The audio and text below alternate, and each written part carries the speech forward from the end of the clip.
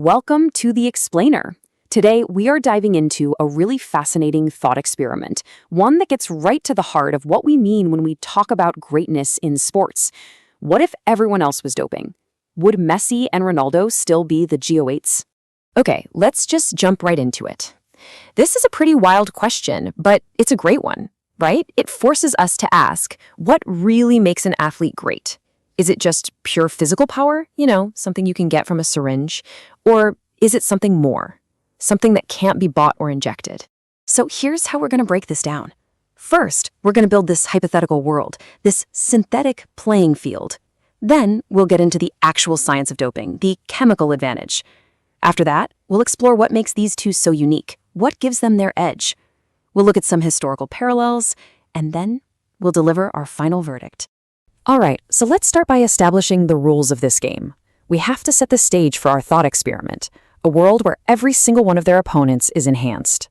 So just imagine it, a world where the entire football landscape is allowed to use PEDs, and the only two players who stay clean are Messi and Ronaldo. This creates this completely new competitive environment where we can test the absolute limits of their natural talent against a performance floor that's been, synthetically raised. So what specific measurable advantages are we even talking about here? What exactly would these drugs give to their opponents? Let's get into the chemical advantage. Okay, first up is EPO. Now, if you've ever followed endurance sports like cycling, you've definitely heard of this stuff. It's a hormone that kicks red blood cell production into overdrive, which artificially boosts your body's oxygen-carrying capacity. So for a footballer, this means they could maintain a peak, high-intensity press for the entire game. You know that little bit of space that Messi and Ronaldo are masters at finding when defenders start to get tired late in the match? Well, that advantage would be completely gone. And we are not talking about some tiny little boost here. A 5 to 15% improvement in aerobic capacity is absolutely massive. It's a significant, quantifiable boost to endurance that would change everything. Next on the list are anabolic steroids. These are all about raw power and, just as importantly, the ability to recover from intense effort. They're synthetic versions of testosterone that promote muscle growth and strength. So this means their opponents would become stronger in every single challenge, and they would recover way faster. That really starts to narrow the physical gap, especially with an incredible athlete like Ronaldo. Now, what's really interesting is when you put this all together, this slide really summarizes the whole pharmacological toolkit an enhanced player would have. You're essentially creating a baseline of a super soldier opponent for Messi and Ronaldo to face every single week. But here's the thing. If every opponent has a synthetic physical edge, what do Messi and Ronaldo have that, you just can't inject? Let's talk about what doping can't replicate. And this, right here, is the absolute core of the argument. It's the battle between that synthetic floor created by drugs and the biological ceiling. And that ceiling isn't defined by speed or stamina. It's defined by things like cognitive genius and technical skill. Take Messi's genius, for example. It really lies in a neural advantage. There's this phenomenon called subjective time dilation, where his brain processes information so fast, the game literally appears to move in slow motion for him. He anticipates plays before they even happen. And this chart, this really illustrates the technical gap. Messi's shot conversion rate is more than double that of an average elite forward.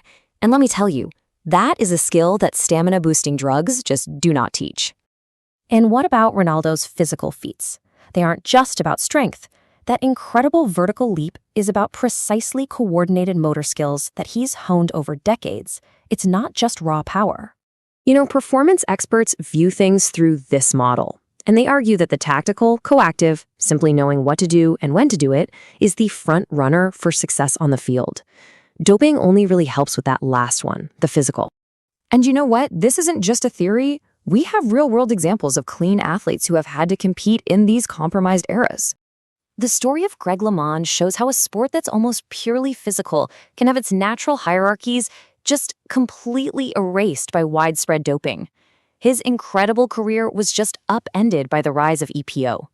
And his own words really capture the shock of seeing that physiological floor rise so dramatically. He said that EPO transformed average riders into superstars. His natural gifts were just no longer enough. But football isn't just physical, right? The case of Ken Griffey Jr. in baseball offers a really different lesson. He was a clean superstar competing during the steroid era. And yeah, his stats was surpassed by his doped peers. But today, his legacy is defined by his greatness. All right, so let's bring it all together.